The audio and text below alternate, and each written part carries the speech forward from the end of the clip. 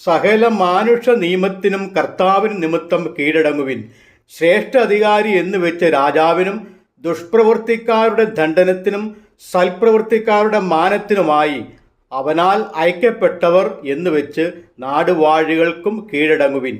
നിങ്ങൾ നന്മ ചെയ്തുകൊണ്ട് ബുദ്ധിയില്ലാത്ത മനുഷ്യരുടെ ഭോഷത്വം മിണ്ടാതാക്കേണം എന്നുള്ളത് ദൈവേഷ്ടം ആകുന്നു.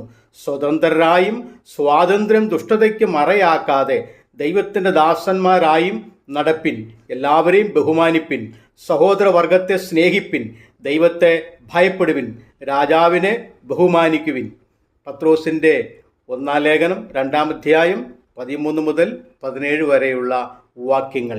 ദൈവത്തെ ഭയപ്പെടുകയും മാനുഷ നിയമത്തിന് കീഴടങ്ങുകയും ബഹുമാനിക്കേണ്ടവരെ ബഹുമാനിക്കുകയും ഭയപ്പെടേണ്ടവരെ ഭയപ്പെടുകയും ചെയ്തുകൊണ്ട് ഈ ഭൂമിയിൽ യഥാർത്ഥ ക്രിസ്ത്യാനിറ്റി വെളിപ്പെടുത്തി ജീവിക്കുവാൻ ദൈവം നിങ്ങളെ സഹായിക്കട്ടെ. ആമേൻ.